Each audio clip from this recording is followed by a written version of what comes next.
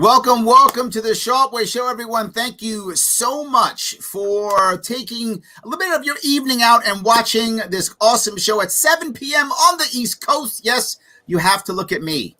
Today, I have with me, I am very lucky that I have someone out of the great state of Virginia, a progressive activist, former candidate. Old Dominion.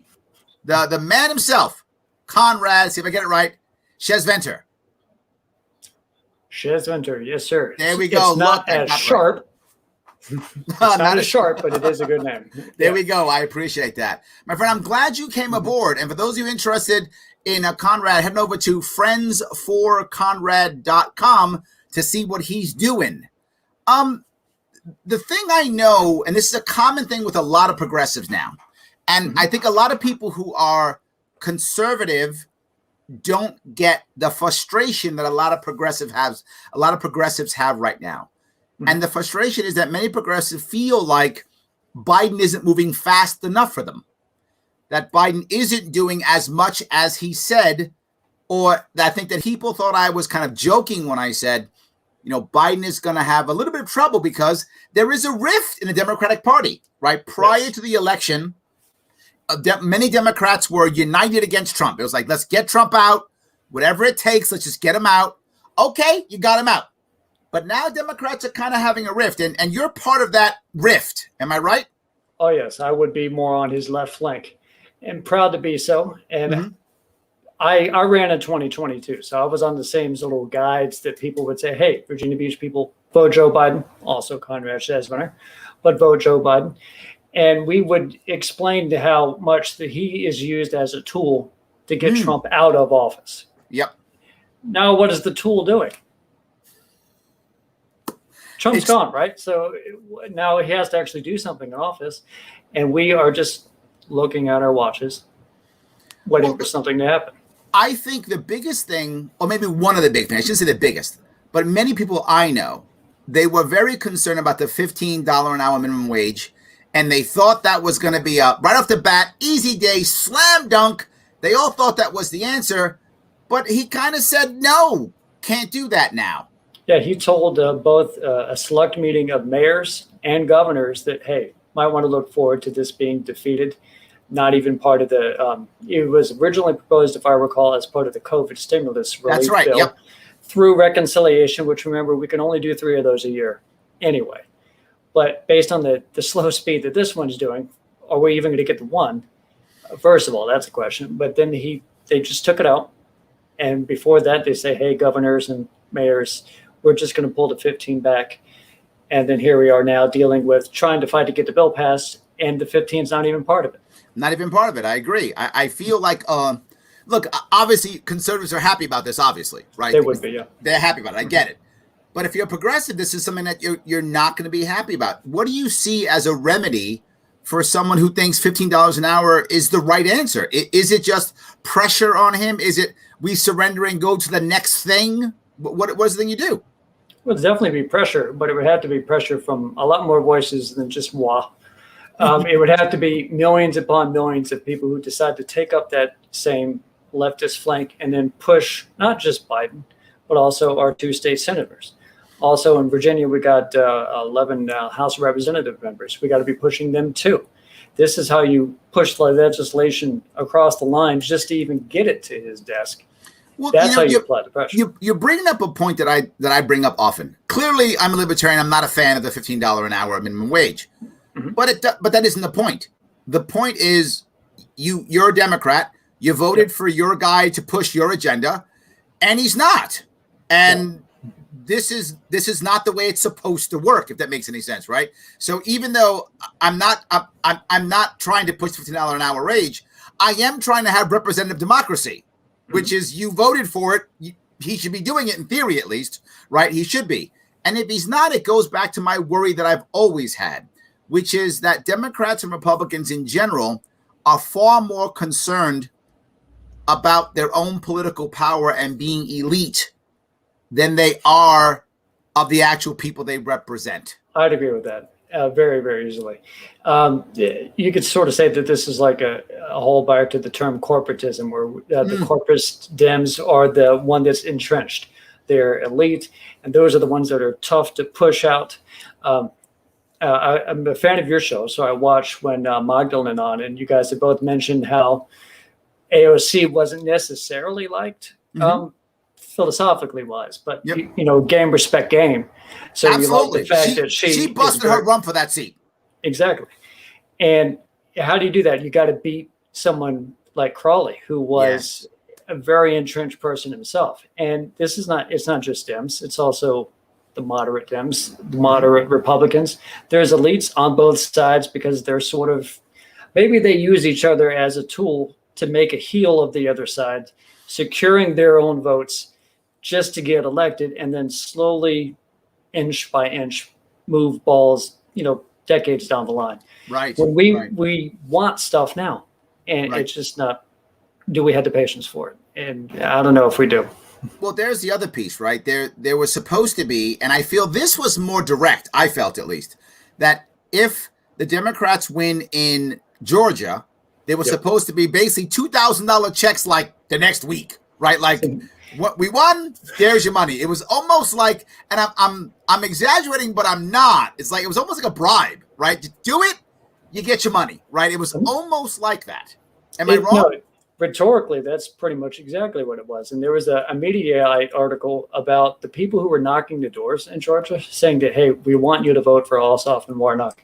The reason why is that, hey, we're going to get these stimulus checks. And they kept telling the people 2,000. They weren't saying 1,400 because we already got the 600 previously in December. And that's the first thing that seemed like, oh, wait, they're not even really going to try that hard to get this done. As soon as they get in office, they're like, no, we didn't mean 2,000, even though it was on the literature that they would knock on the doors to get people to vote for.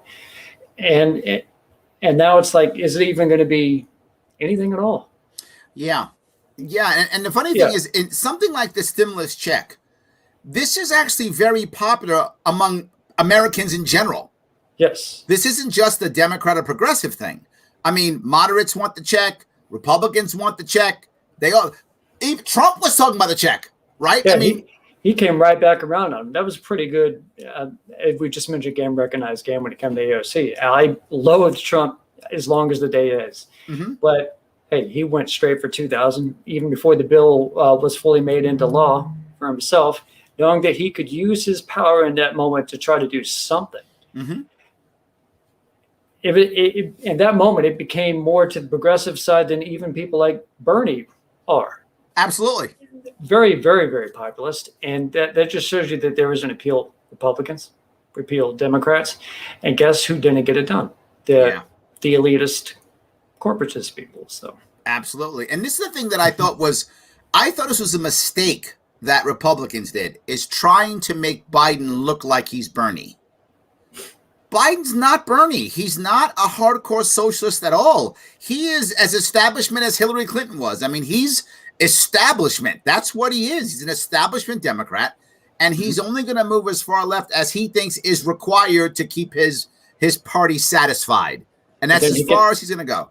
And then he can move right back to the center now that he's in office. Yes, I think that's true. I do think that that's really who he is. Now, the fear that some people on the right might have is, well, if Biden feels pressure, he might move further left, but not because he's left, because he cares about keeping his coalition together. And I think that's your goal, isn't it? I mean, that's really your goal. Your goal is to put the pressure on him to make him feel like he may lose coalition, that now he's got to move left and be more progressive. But the question would be how. See, it's easy to push someone like that when it's a primary type function, when you're trying to get the votes nationally of people who are far to the left and they can't imagine voting for Trump. Or look, and not to hate on libertarianism, but they are the most solid third party out there. They would probably say that is a, put into quotes, wasted vote. So how do you get people over to vote for Biden? You got to push them more and more to the left for the soul of the Democrat Party. But now that he is in office, it's like he wants to run out the clock. But then do you attack his flank, as you said? You said you want a left flank. Do you attack his flank? Do you do things like, I'm making this up because it's personal for me, attacking someone like Andrew Cuomo or someone like that and making them put pressure on him? Is that a realistic tactic or is it not? Well, I'm trying to imagine how would we want to use Cuomo for that, because I know he's in his own hot water right now. He is. Regarding his own things, but that wouldn't necessarily be a tool that you could usher in to Biden to get him to move left so much as to say Democrats are bad, which means you might have to make him go even further to the center. Got it. Which that could come back to bite Democrats. So you're actually saying that if you put too much pressure on Biden, there is a chance that it backfires and he goes more to the center. Well, never said that we were always the biggest fans of Biden to begin with. So in that instance, so you could always count on him to do Biden type stuff. Got it. Okay. Let me grab a couple of comments if I can. I think Jimmy's teasing. He says, do we need a tool in office?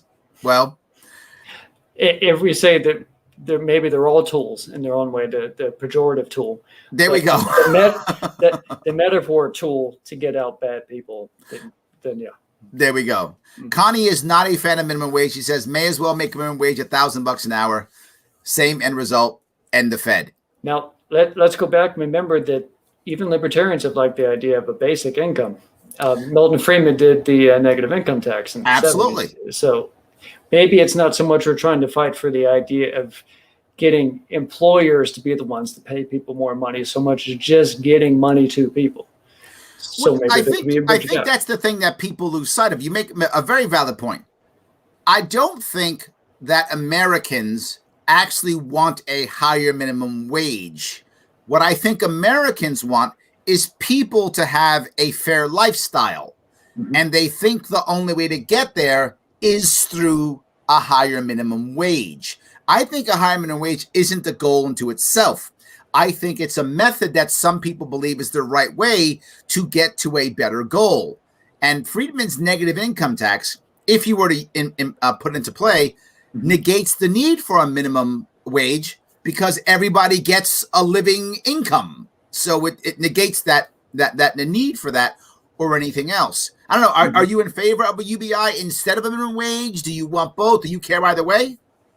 Even before COVID came around, I was flirting with the idea in my mind, hey, everybody talks about Medicare for all. What if Social Security was a version of for all? Right off the bat, bam, that's a universal basic income. Of course, you would probably need a much heftier version of a payroll tax in order to get most of the funding in.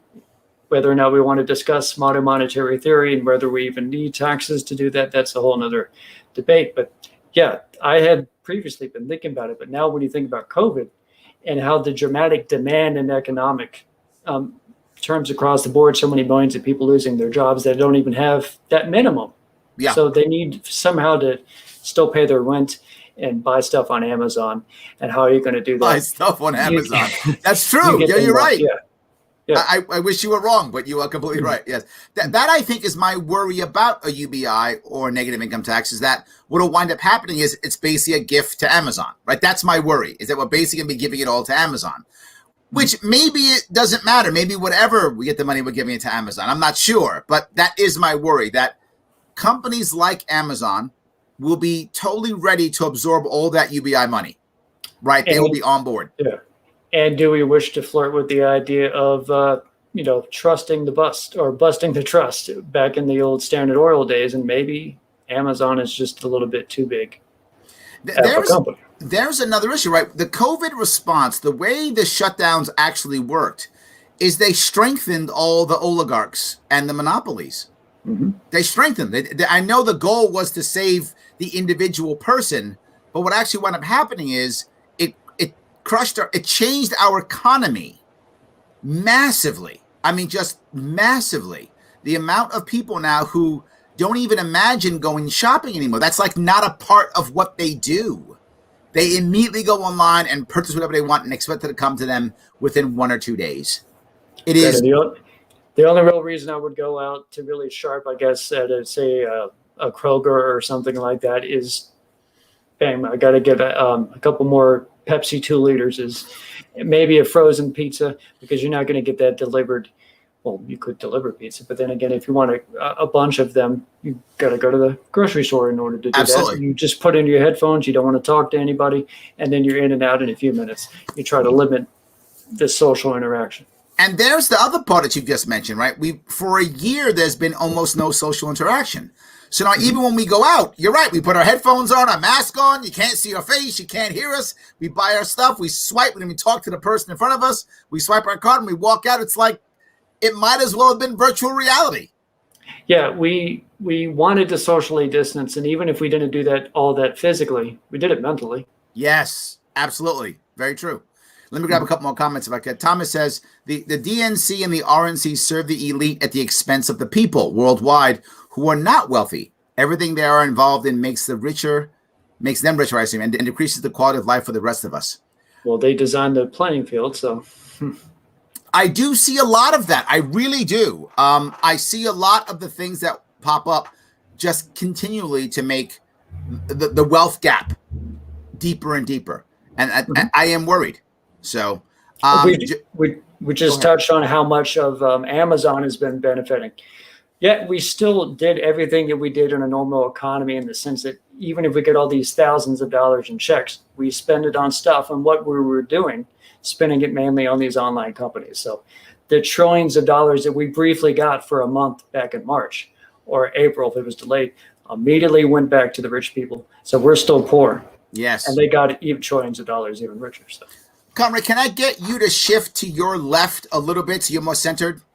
There we go. Thank you. So be more centered. Thank you. So the question I have, though, is, now you brought us up, the guys, Bezos and Amazon. The answer to many of these issues and concerns from Democrats has almost always been tax the wealthy, right? That's almost always been the answer, tax the wealthy. Even that Biden has backed off on. Wasn't he supposed to have hold on? Wasn't it supposed to be a tax on people with $400,000 or more? Wasn't that the original idea? And what would he put it at? Back just a percentage back to what it was prior to Trump's 2017 one? I think he was trying to basically back off whatever Trump did. I mean, Trump tried to back off whatever Obama did. Now Biden should have back off whatever Trump did. So nothing really ever gets done. It's just a seesaw back and forth. Yes. That definitely is an issue. Yes. Prior to, I think, the Obama administration, what was it, 39% on the top? I actually don't remember. 1%, yeah.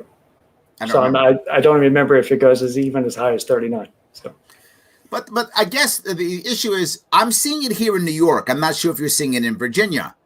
But as we talk about taxing the wealthy here in New York, as we talk about doing a transaction fee tax when it comes to trading stocks and things of that sort, we find that our financial institutions are leaving New York City. They're leaving New York. My worry always is the same.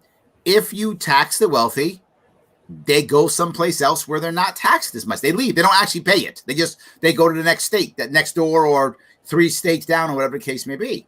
I believe that the phrase is voting with your feet, in which case that happens a lot from California to other states as well. Absolutely. Just as to the left, prototypically, as New York is, in some of their own ways. And Texas always seems to be the state that individuals would like to move to escape that high tax feature. But this comes down to whether or not are you escaping I think it's 10% that you have as the state income tax in New York? No, it isn't that high. The state income tax no, it's only a couple of percent. It's like 2 or 3. It's not that high. I thought it got on the highest earned income in Virginia, I think it was 6. But no, the income tax in New York State isn't that high. The problem is you have to add on top of that all the other local stuff, and it winds up being that high. Yeah, and I imagine in New York you're killed with property taxes. But not just that, but like counties have taxes. New York City has its own income tax, right? So each other area has, and you add it all up, and before you know it, and New York City has its own sales tax. So you pay extra for selling something in New York City. Because I had my day in the sun when I was myself a libertarian. This is back in the late 2000s through early 2010s. And I really liked the idea at the time of the fair tax. Yeah. And the fair tax being that 23% number. And people who would detract on it would call it very similar to a European value-added tax, where everything had levels of certain taxation. But don't we already have that, as you just described it? Hey, we got so much sales taxes here, fees and uses, property taxes as well. So you wouldn't really have as much if this is a national tax, like a Biden thing. You can't really move states to avoid it unless you are big enough like Bezos to literally take up Amazon and put it in another country. Got it. Okay. And, yeah. Okay. I get what you're saying. Okay. And would he want to do that? That's the question. Shelley asks, do you have any thoughts on how the Democratic Party is handling the embarrassment of Andrew Cuomo? I mean, I don't know if you're seeing much of it in Virginia. In New York, it's all we talk about, right? Obviously, he's our governor. But I don't know. Are people talking about it in Virginia? Is it a thing? It's not much of a Virginia topic, but it's definitely on our news. It would be something you could see. The local go-to here I go to is Wavy News 10, and that would probably be something that we could mention. And I watch CNN just as much as anyone else would, in which case, yeah, they're going to talk about that. I mean, his brother is the co-host on CNN. So it's not like you're going to be able to avoid that very well. So, yeah, we know of the situation that's going on with Governor Cuomo. Do you think most Democrats, scratch Democrats, do you think most progressives, I know progressives aren't always Democrats, Democrats aren't always progressives, so let me just say progressives. Do you think most progressives are behind Governor Cuomo or no? What does your gut tell you? Gut would be no. No. Okay. That makes me feel good. I'm happy that you said that. I'm glad. I hope you're right. I really do. Yeah, but at the end of the day, if it comes to another election, are they just as much like Tea Party Republicans falling in line? Yes, I think they've seen that, right? And that's my worry. People are telling me, they're saying, Larry, you don't get it. Cuomo's so hated. He's weak now. We could beat him. The Republicans can beat him. You'll see he can be beat. No. Democrats, as much as they hate Cuomo, and many of them do, they hate Republicans more. Mm-hmm. They're going to vote for Cuomo and they're going to hold their nose and vote for Cuomo anyway. Doesn't really matter that they don't like Republicans. Republicans hate Democrats. Doesn't matter that we hate each other in this country. We just do. Republicans hate Democrats. Democrats hate Republicans. But not everyone hates libertarians. See, we're the peacemakers. There you go. So there we go. But I'm with you. I think while many progressives don't like Cuomo, I still think when push comes to shove, if it's Cuomo against Republican, I think they'll still vote Cuomo. So you got to compare briefly to Virginia, and we don't have the ability to have back-to-back terms for governor. You literally have to take a break. And we have, from 2013 to 2017, we had Terry McAuliffe, who's been on CNN quite a bit himself in his break, who is now running for governor in 2021, but he couldn't do it from 17 to 21 because by law, you can't do it back-to-back. And I'm just wondering if maybe is there someone in New York who wants to run to his left in a primary? Is that something that they do? Yes, absolutely. Yes. And it happened last time, but she got crushed in the primary. Yes, we had Cynthia Nixon, the popular actor from the TV series Sex and the City. And no, she got crushed in the primary. But she did run, and she ran to the left of him. Absolutely. She ran to the left, and it did not go well. In our state, he runs the state with an iron fist. Yeah, like that. Yes, iron fist, absolutely. So, David says Biden is a nicer version of Hillary. Yeah. I would agree with that. At least that's the perception. Yeah. His speech is nicer. He comes across as nicer. His conversation comes across as nicer. He's not a big personality. I say it often. It's hard to love or hate him. But as you were saying that he was nicer, I was flashing back to all the times he would verbally say, if it's like a debate or a speech, that, man, I want to take Trump outside and beat him behind the gym. That's right. Yes.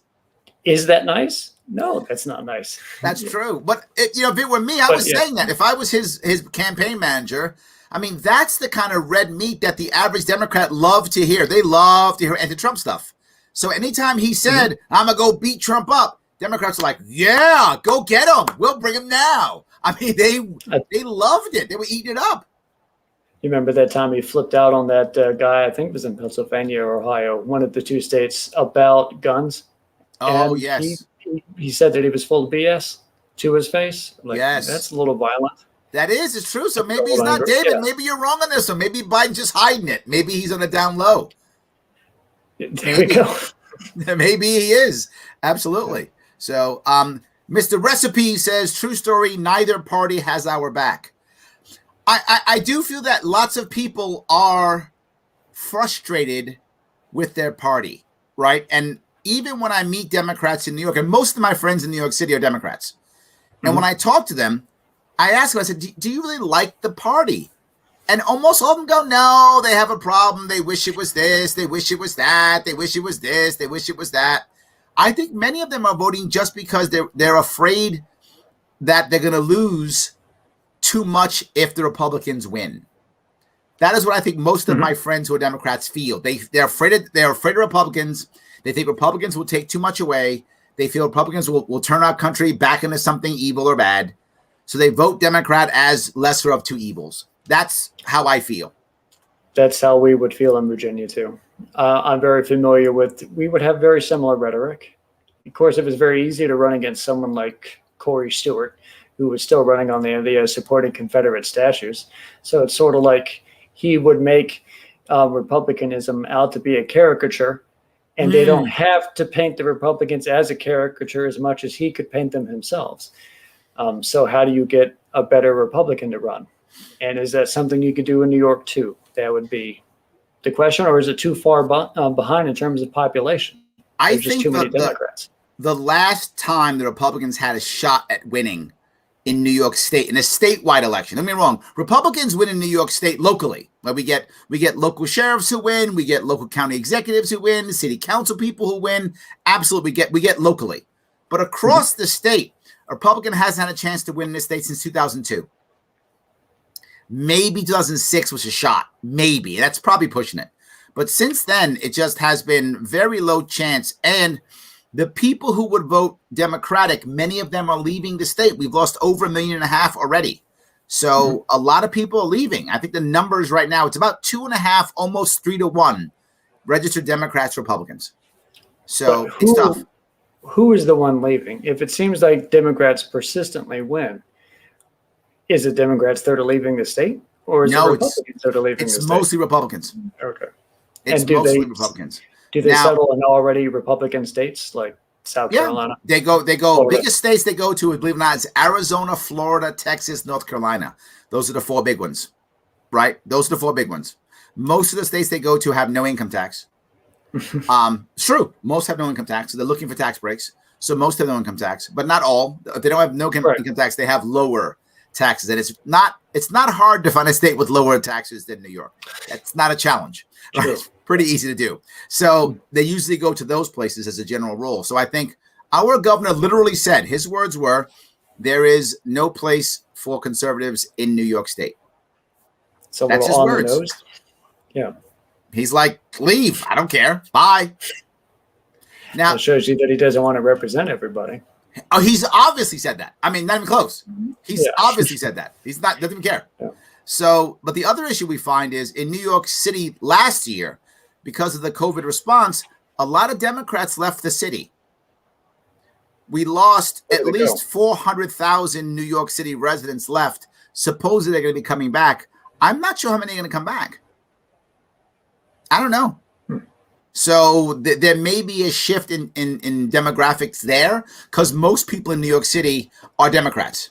It's something like 70 some odd percent of registered voters in New York City are Democrats, something like that. So it's a huge chunk. It's a huge chunk. So, all right, let me grab a couple more if I could. All right, let's see here. Joe, of course, goes dual weight income tax and the IRS. Well, you could do that if you followed what Conrad was talking about. If you had either a flat tax, then you don't need an IRS. Everyone's just there's no looking at how you spent your money or what you did. It's how much did you make? Pay your flat percentage. The IRS, I mean, is shrunk by what, 90% if you do that? Or if you have go ahead. You remember in 2016, Ted Cruz was talking about filing the income tax on an index card. Yes. I mean, even if you get it down to that simple, and man, we would like the idea of simplicity.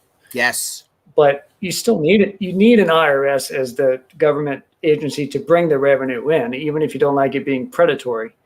And I'm a progressive here, so I don't want to necessarily spend the entire time, say, bad-mouthing the previous Obama administration, but isn't that something that was a little bit of a controversy for them, that they sort of aimed the IRS in a way that frightened some conservatives?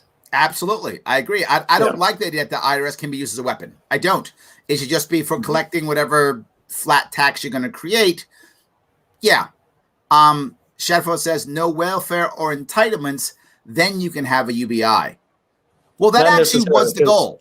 That was the goal. The goal was to do that. I don't know if you can do that, but that was the goal. Conrad, what do you think about that? I was about to say that Friedman was brought on as a Nixonian advisor. So this is the late 60s, early 70s, and this is after Medicare and Social Security. So this is something he was proposing even after so much of the current welfare state was created. Yeah, so I agree with Schesventer that would be the goal, right? Why would you want to have UBI and then? And I think my biggest worry is right now is that, you saying how unhappy many progressives are, and I think you represent a lot of progressives because I've heard a lot of people who have spoken in a similar way that you've spoken. So I think you represent a lot. My worry is then Biden or whomever is the person after Biden, whenever this happens, in an attempt to keep his coalition together, is going to create some very bad UBI scheme that is just going to make things worse. That is my worry, that in his fear or rush to just pacify his people, he's going to make something that's going to be just terrible. I don't know. Are you concerned or no? Well, I'm not that concerned because even as recently as the primaries for this past election, it was only Andrew Yang who was talking about a UBI to begin with. It wasn't widely accepted. UBI mainly became mainstream because of COVID, where it seemed like we have to rain money down from the helicopter. Otherwise we're going to have tens of millions of people suddenly unemployed. And even now it's not thought about, is this something that we could do monthly? It's not like it's being greatly proposed. True. And then you got to remember how many versions we already have. And we already mentioned Social Security. We also have the Earned Income Tax Credit, which is basically a version of it. SNAP is aimed directly at food, but it's a version of direct aid. If you would have to take so much out just to put in the UBI in if you wanted it to be a form of replacement as opposed to supplementation. Right. Well, if I remember Yang's idea, it was just an additional $1,000. I'm not sure, but I think that's what it was, right? It was just another freedom $1,000. Dividend. There we go. The freedom dividend. Yes, another $1,000 on top. Now he's running for mayor here in New York City here. How's that going? I haven't Great heard much for him. in the past few weeks. He is popular here, as he always has been. In my view, he's the current front runner. I don't know how long that will last, and I don't know if but sometimes people become the front runner and then go away. But I think at the moment, because of his popularity, he's the obvious front runner. I think if the establishment does not fight him, I think he's going to win the primary and then therefore be our next mayor. I think that's going to happen. Now, if the establishment fights him, they can knock him out. Do you become establishment if you've been in there for a few years? Because de Blasio is very, very, very progressive, borderline socialist, in which case, are you part of what is known as the New York Democrat establishment simply because you've won? Or even the more rich rich Democrat types don't even like de Blasio, and maybe that's why Yang could be leading the pack. Yes, well, de Blasio can't run again. So he's not even in the fray. I'm still correct. So, yeah. Right, he can't run. Which New York City has term limits. New York State does not. New York City has term limits on city council and term limits on mayor. So we're good when it comes to that. I'm just curious. For some flashing in my mind here, Bloomberg, did he do something to briefly change term limit laws? Bloomberg bought another term. I'm not even joking. He literally tens of billions of dollars. Yeah. Yes, he said. Well, he bought his way into the debates too. Yeah. Literally, he was like, "You only get 2 terms." He was like, "No, I don't." Yeah, it's the rules. He went, "Who needs rules? I got a checkbook. How much is it going to cost me?" Let the money go down. Like that. Yeah. It's $10 billion is what it costs. Here you go. Thank you. I get another term, right? They went, "Who needs rules? We're just kidding." But if you remember during the debates last year, when 17 Democrats on the running, and then they were like, well, you have to have X amount of dollars or Y amount of people, whatever it was. And Tulsi Gabbard was trying to get on and she couldn't. Yang, and they were begging, change the rules for us. It's not fair. They're like, we cannot change the rules. Then Bloomberg shows up. Bloomberg comes in. Yeah. And he breaks all the rules because he has no donors. He goes, yeah, we're going to change the rules, right? They went, we can't. He went, hold on, how much is it going to cost me again? And that was it. Done. Rules changed. So literally Bloomberg bought his way. Didn't he commit like $500 million or something like that at the Campaign Plus? And Yes. this is after he didn't last long in there himself. So he's just like, whoever wins, I got to float hundreds and hundreds of millions of dollars. And is that very progressive? Doesn't sound progressive to me. No, it doesn't. What people don't realize is when Bloomberg was a mayor, he was a Republican. Mm-hmm. People don't realize that. They think Bloomberg was a Democrat. No, Bloomberg was a Republican mayor. I know some people are watching now and their heads exploded. Yes, how New York City works. If you are a communist, then you're a Democrat. If you're just a socialist, you're a Republican. That's how New York City works, right? There's nothing else. There's only communists and socialists. So if you're a communist, you're Democrat. Oh, I'm not a full-on communist. Oh, you're a Republican then. That's how that works in my city. So I'm wondering, how does Yang come off in that instance? Is he just seen as the base socialist, not a communist? Or no, I think Yang could actually run as Republican if he wanted to. I think he could. I think he could. It seems like he has a lot of business chops. Yes, and he could actually win as Republican if he wanted to. But there's no need to. Mm-hmm. Right? That would be a gamble. Bloomberg gambled running as Republican, but he won. He had the money and the cash. Yang doesn't want to gamble. Run as a Democrat, win the primary, you're in. But say de Blasio was running again, he would have to have a very hard primary against him. So instead, he'd run as a Republican and win. So since there's no incumbent, he just takes Democrat. Seems like that's the one city of the country, besides, I guess, South Bend, Indiana, where you can be a mayor and then run for president. Because de Blasio was also briefly up there on that stage. So was Giuliani. So was Giuliani. So was Bloomberg. Yes, they all tried. But the thing that people don't realize is once you become mayor of New York City, your career is now over. That's how that works. They all think it's the stepping stone to something. But I would say Giuliani, Bloomberg, de Blasio would show you, no, that's the end. Yeah, that's why you need to have a multimedia conglomerate across many countries that is worth hundreds of millions of dollars. Yeah. Yes, that's always good. So yes, I want one of those too. Absolutely. Yeah, I would love that. When I had to work at a front desk. There we go. So let me move on to I think other pieces of Biden where I know not just progressives are unhappy here, but also libertarians. And that is the idea of, kind of reopening up the detention centers on the border. This makes progressives unhappy and it makes libertarians unhappy. We don't like that either. And AOC has been open about this is BS. You know what? When it was Trump, it was kids in a cage. Yep. But now that it's Biden, it's still a cage if you put a bow on it, man. But we put a bow on the cage. So clearly it's not a cage anymore. I mean, this part obviously personally bothers me, right? Obviously this bothers me.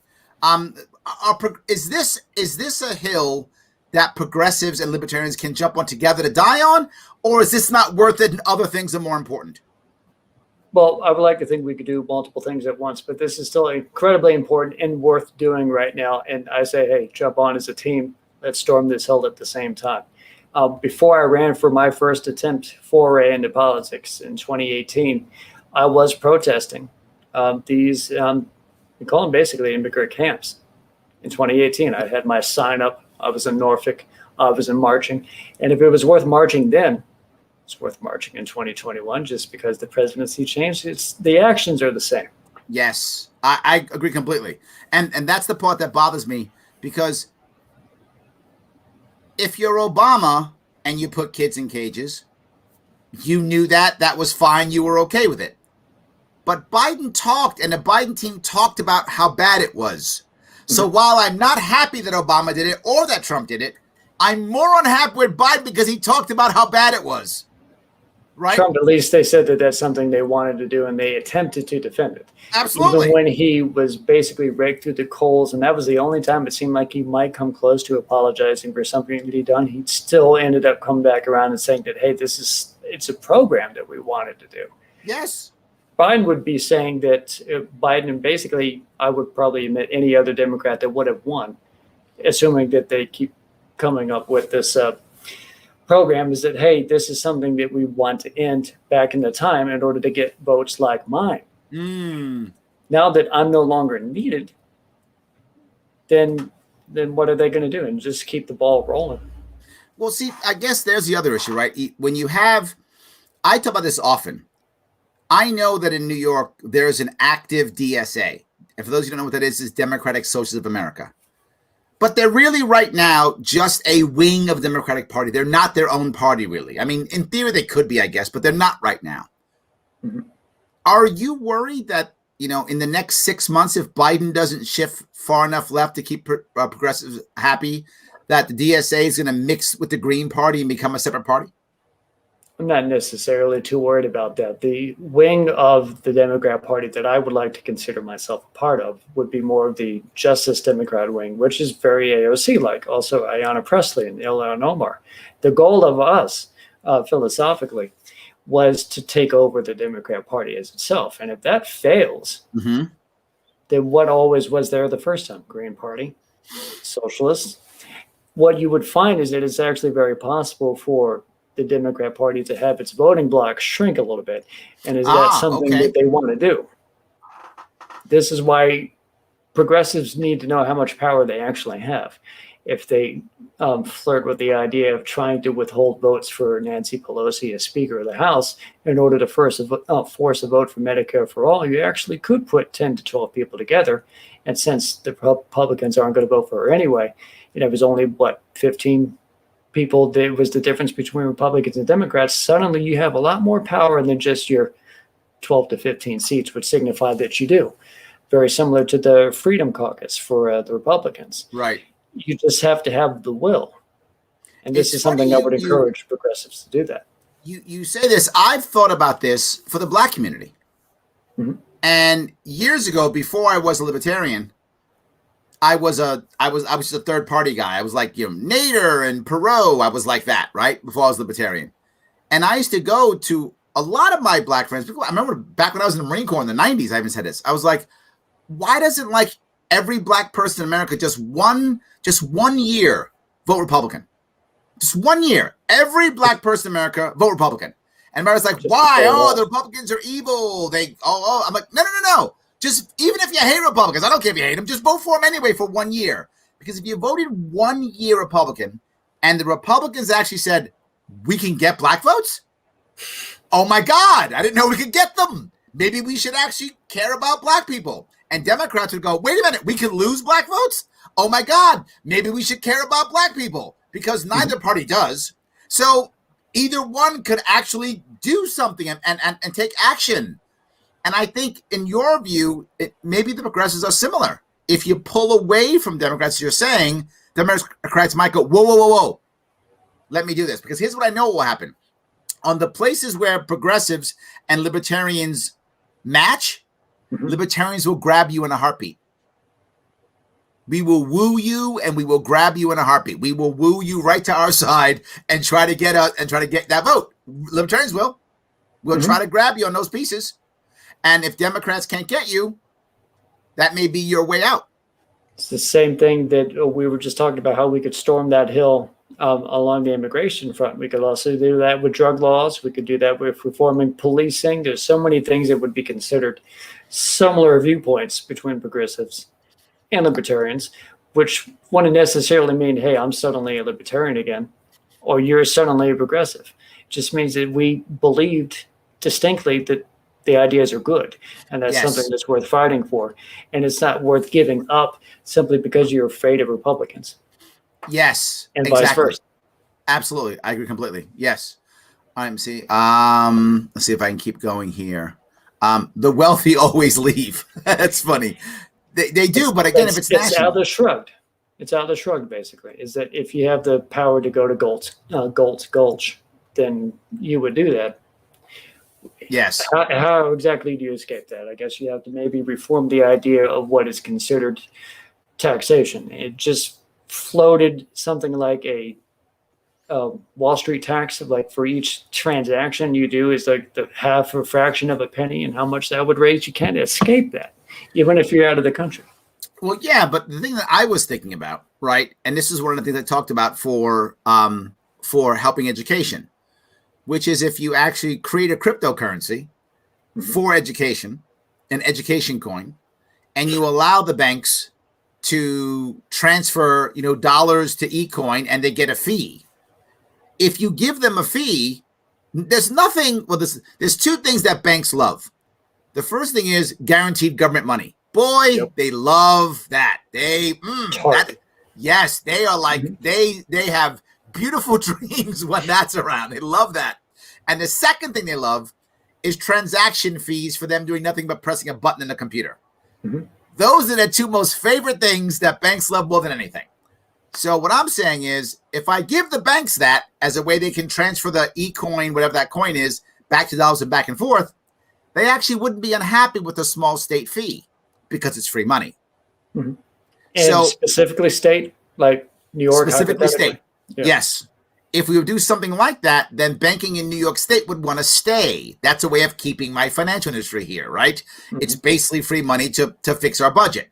Now, of course, I get sued. That's fine, whatever. I still want to keep my banking industry here, and taking a fee off of that, nobody cares. It's basically free money. So now that's another way of making money, but they're still getting what they want. And now obviously we can fix our budgetary problems.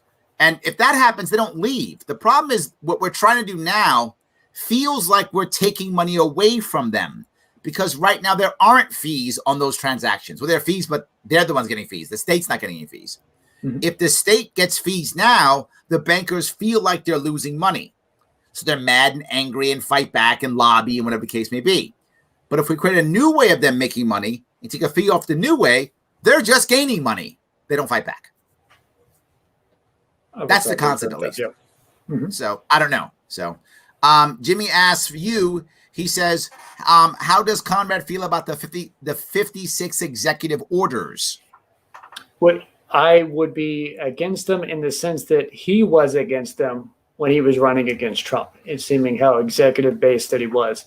I would probably want a little bit more progressive bend toward the executive orders that he is doing. And well, that means that I probably wouldn't need 56 of them in order to say, hey, I believe I have the strong executive authority now to, in an emergency COVID, everyone has Medicare for all. Do you need 55 other ones then in that moment? Or I think there was one that he flirted with the idea of making the United States federal government, the only thing it purchases is from American companies as opposed to overseas, a buy American thing. And then all he really did with the executive order was slightly open up some of the definitions of what an American company is. And it didn't necessarily mean that it was singled out to just American companies. So the order that he even did wasn't very, proactive. Got it. It's a lot, and it seems like a lot that doesn't achieve much. And the two things that you brought up, which I think is funny, is one, again, the part that bothers me about this is that it seems hypocritical. Yes. Right? Don't get me wrong. Obama did it too, but Obama was like, his second term, he was like, I'm to hell with you Republicans. I'm doing it on my own. He said it. He was like, if you don't do it, I'm doing it. Trump said the same thing. I'm just doing it. So they all said, I'm doing it. While I don't like the executive orders, it's not hypocritical from either of them. They were like, we're doing it. That's how it works. But Biden was like, these executive orders are bad, except when I do them. Yeah, I think he made a little bit of a controversy when he was speaking post the election with civil rights leaders. I think it was in Georgia prior to the election, trying to get them off of his back because he believed that he had to follow the Constitution. I think he, in a condescending way, said, it's the Constitution. I need to do things a certain way. 56 executive orders. Right. Was he lying in that moment, or was he lying now? Well, there's the other piece. His other issue about, and this is the problem I have, is with the student debt. Right? And I would love it. My worry, if they wish that off. Say it again, I'm sorry? I would love it if they just, snap that away, because I got another $17,000 I need to pay for. There we go. Yes. Yeah. My concern here is we have to deal with this issue. I'm not a fan of blanket debt forgiveness. I know lots of people are. I'm in the minority. It's not libertarian at all. That's correct. I am not a fan, but I know I'm in the minority. Most Americans are about just make it go away. I get I'm in the minority here. But my problem with this is we've decided that it's either a flat fee or we ignore it. It is a problem, and we have to find an answer for it. I agree 100%. We've got to find an answer for it. It's a problem that is a weight on the prototypical me, because I'm a young guy. I have a customer service job, trying hard to get a career. What do I do until I get that career? I got to pay monthly. Well, again, we're taking COVID out in the forbearance here. Right. But otherwise, we would have been paying monthly because that's something you can't even get away from if it was in bankruptcy. You have to stick with that to the end. And that zaps our ability to use discretionary income because we weren't making that much to begin with, at least most of us. And I think, remember, it's about $1.7 trillion, which is up until this year was what the entire federal student loan debt is. And how many COVID relief bills have we done officially? 2. We're thinking about 3 combined. That's what, near $5 trillion right there. That could have been one of them. Got it. It could have been one of them, but no. It's funny what you're saying is you would have rather had executive order that did something like say, because it's emergency, I'm going to make Medicare for all. So if there was Medicare for all in your view, would that mean there's no insurance companies? It would not necessarily immediately mean that, but I play chess, so I like to think down the line. If you have the ability to universally cover something and the premiums are gone, as Bernie Sanders would like to say that premiums are going to be gone, that deductibles are going to be gone, do you want to then try to shop around for private industry to provide something that the government was already doing, in which case they would naturally seemingly die out? I think Kamala was asked that on stage, and she tried to dodge that. Don't you think that it would create a 2-tiered system? And I say that because that's what I see in New York City now. Mm-hmm. I see a system to where New York has like a healthy New York or whatever. I forgot what they call it, to where many people are on like the state type system or Obamacare or something. And what winds up happening is many of the best doctors simply take no insurance. They just don't take it. So now the wealthy go to those doctors and the middle class and the poor go to the Medicare doctors. And the service is night and day. I know I've been to both. My wife only goes to one of them. You can imagine which one she goes to. So she only goes to one of them. So I've seen both of them, right? And I feel like that's what winds up happening. Do you think that wouldn't happen? I think if it's already happening now, it very likely could still I agree, it is happening. Going. If it's already happening now, I'm pretty likely to think it would still just keep going. But I'm trying to think about what us on the bottom level would be. What would be the thing that we could, what's the utility that we get out of it? And because that's an economic term, what is the service that we're getting in return for all the money that's going to be spent? And I just compare it to the fact that in a pandemic where tens of millions have lost their jobs and most of those jobs attached insurance to that job, they suddenly no longer have insurance. So we would like the idea to not only have healthcare affordable and have the money to then buy the thing that is then affordable, the universal aspect, and this could be constitutional if you choose to look at in terms of a general welfare idea, that to the general welfare of the populace cover the healthcare expenses, then that should be seen in that instance as a public good for everybody. And even still in that instance, you're still going to get that sort of top tier simply because that's what having millions and billions can do for you. So you're saying that you think the executive order could be constitutional because you're saying general welfare. That's where your head is. I'm not entirely sure I think that if you pass the law for Medicare for all, passing the law, it would be constitutional. I'm not entirely sure, but I have heard that I feel like it's a bit of a stretch. That general welfare is pretty much of a stretch on that one. It always was going to be. Section 8, Article 1 of the Constitution has always been seen as something that had a lot of leeway. And that sort of really got its, the ball rolling in the New Deal in the 30s. And they just never really got to that point. They did the half measure in the 60s by creating Medicare start at 65. I would have liked it to not even be a discussion issue now, because back then was when they made it work.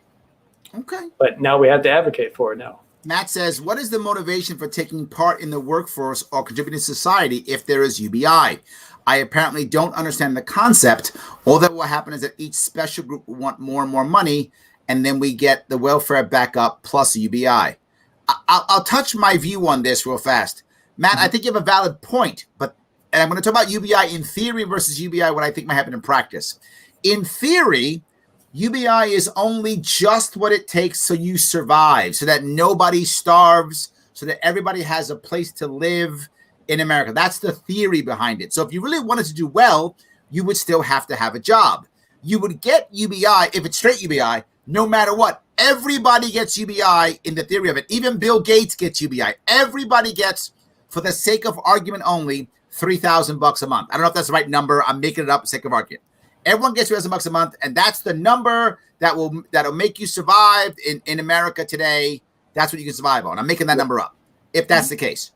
So if you want to do well, Matt, you still have to get a job.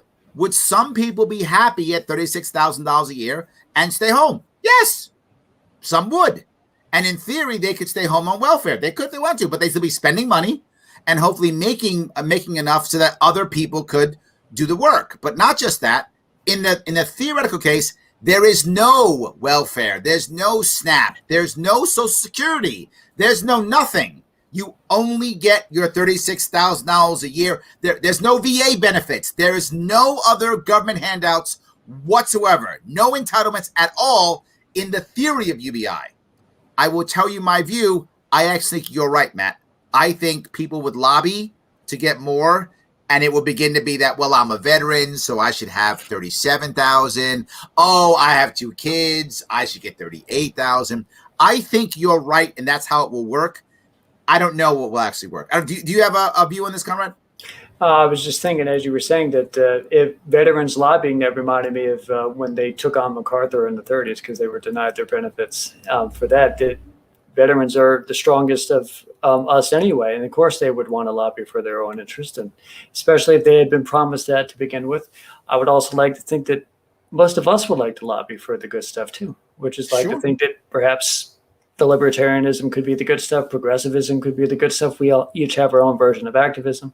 I'm going to activate a little bit for the UBI, and I don't necessarily immediately agree that they were going to have a massive influx of people who don't want to work if all you were going to get was what the base was anyway, because it was thought of to be a survival mechanism. Yes, it would just be the lowest number. It's not a really successful mechanism because you still need to do the work to get to. Everyone has the dream of wanting to not only succeed, but to have a purpose in life.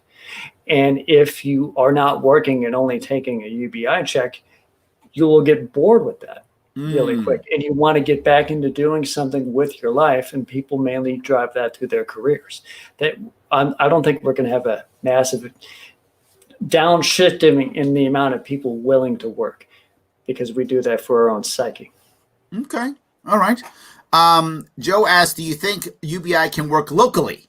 He says, I don't think so, because again, if you put a tax on the rich luxury tax, people just move or buy or go outside of New York City. I don't think we expand our mind enough for that because New York City, I assume, has many different formats of grants that they give out, not only to businesses, probably to individual people, and that acts the same way, getting money to people. People are businesses too, and vice versa. For instance, we had a thing in Virginia Beach here where we wanted to just have the Atlantic Avenue is the ocean front of Virginia Beach. And there was a lot, it's our tourist destination here. And they had a COVID relief grant program for small businesses that was up to $100,000. That is an example of, in some fashion or another, a basic income to maybe a business owner. So it could happen the same way. Okay. Andrew asks, where does progressivism end and socialism begin? Do you consider yourself a socialist? Or do you consider yourself a progressive? How do you label yourself? Or do you? When I ran in last year, I got a pretty hefty amount of socialist calls. In fact, one of my favorite name tags was developed by a Republican sort of heel friend of mine who put Conrad Schesventer, and it was all red, and it had the sickle for the C. It's easy to say that's because they are from the left that they are going to be seen as the Shea types or the communist types. It's easy to punch that pinata, but you got to look at the basics here. Communism, socialism, they have a very rigid government control aspect of the entirety of the economy. And I would even point out when I would debate those individuals that, hey, we have that here. Even if we all Republicans and libertarians like our school system, that actually is socialism because that is government employees. The government owns the land. That is its own little chunk, and we all seem like we like it. And it's a Democrat version too, because we vote for the increases in the funding. So that is Democrat socialism. But we're not saying that for the entirety of the economy. So this is where progressivism can come in. It's more like you increase some regulations if you get something that's considered bad, but you don't want to chase away businesses from even wanting to do business, because that zaps the entirety of the Americana idea. The business of America is still business. So you're still pro-business in this world. You just want to give people some kind of safety net. Is that the right phrase? A little bit more of an expanded safety net. I would.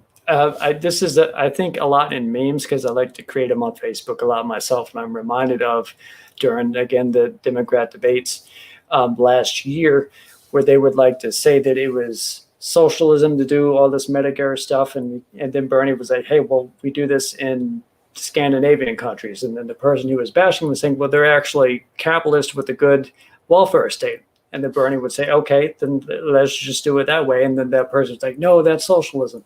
So you never got going with the idea that you wanted to do it, because you always can claim that it's socialism, even if you just said that, no, actually Norway, they have a lot of private property rights. There's a lot of good businesses there that just have an expansive social welfare state. I think Sweden is similar, right? I mean, Sweden is actually very capitalist in the way they do things. Switzerland, Denmark. Yep, they are. They, I think, Cato and Heritage do their freedom rankings. And the country that always likes to hype itself as being very pro-freedom seems every time to be dropping another notch or two, the United States. Yes. I think we were nearing around 20 or something like that. We're nowhere near as free as we used to be. Absolutely. Exactly. And if they're the ones that we say are communist, they're the ones that also ranked ahead of us in the freedom index. So why don't we try to get more free, but also helping the people out at the same time? I want to try to sell you on progressivism and saying that, hey, you're going to need to be totalitarianized in order to be progressive, because as you may have just mentioned, that we could fight on the same hills when it comes to civil rights of immigration, police reform, drug laws, so many things that would be anti-people. I like that. Alongside. I like that. I like that very much. Rusby says, get those kids out of the camps. I don't hear anyone talking about it except you guys. Yes. You remember, I think it was 2 years ago, there was some guy in Seattle, I think, actually stormed a camp and was shot dead. He was firebombing it. Wow. It didn't make a lot of news, but I'm like, that is the closest you're going to get to like one of those movies about someone who took on a corrupt government or something like that. He actually lived it in that moment. Wow. But here we are. We're talking about how we want to reform Biden. And he's just doing the same thing that Trump was doing, but a little bit better. No, I don't like our school systems. Tom doesn't like school systems. He's like, no, I don't like it at all. Tom's like, nope, I don't even like the school system. A lot of libertarians would agree with him on that one. That's true. A lot would. Absolutely. So, Paula says, what about people who spend all their UBI on drugs? Do they do that now? That's a point. That's Paula. He's right. I mean, people who get money now, some of them do it. But if you had a more libertarian world, and in this case, more progressive before, because progressive want to get rid of the war on drugs too. If you had a more libertarian or progressive world, drugs wouldn't be illegal. Yeah, a lot less people would be dying on fentanyl if they had access to marijuana without being arrested. Absolutely. And it would wind up being cheaper, and there'd be more help, and there'd be no stigma, and you're just getting yourself out of the addiction. I think, good, and good, all of those things. So, all right, let's see here. Matt says, what happens when you get people making 36K? I made the number up, by the way, Matt. That might not be the number. I just threw that number out there. That's 6,000 more than I make right now anyway. So in New York City, that's just surviving, right? And I live in New York City. That's just surviving New York City, right? That's just making it in New York City. So yeah, that's why I use that number. Maybe it's 2K. I don't know what the number is. I made it up. So for sake of argument, 36,000 start overspending and they can't afford to live, but they don't want to get a job or can't get a job because they have no skills. Obviously, we don't let them starve. So what's the answer for that? This is another great question, Matt. I don't think that we would be letting them starve. I think if everyone got the 36,000, if that or whatever the number is, I think private charity would have a chance to pack up. The community would have a chance to ramp up. There are so many communities who don't have the institutional knowledge anymore to support themselves without government intervention. I think if you had like a UBI, the one advantage I think we'd have is now community will be like, okay, it's on us now. And we got some time to start ramping up to be able to deal with the things like the soup kitchens of the world and actually, places where churches and local civic associations would feed the homeless and give, help for the homeless. Provided they're allowed to do that, because you do see enough of those news stories where it's not private charity that is stopped so much as the ability to try to do private charity via church is held back through a lot of government regulation. Like you can't house the homeless or something like that. I'm like, that is, progressives don't really want it. Who created that law to begin with? If it didn't exist, would you want to pass that law? That's the question. Yes, absolutely. So good. A lot of great stuff here. Look, for those of you who want some more information on what Conrad's doing, head over to friendsforconrad.com. I appreciate that tremendously. Hit me up on Conrad Schesventer for Virginia Beach. I hail from Virginia Beach, so come on over. There we go. Absolutely. And of course, please like, comment, and share this to the best of your ability. So you did run for office, right? 3 times. 3 City times. Council, Virginia Beach, yep.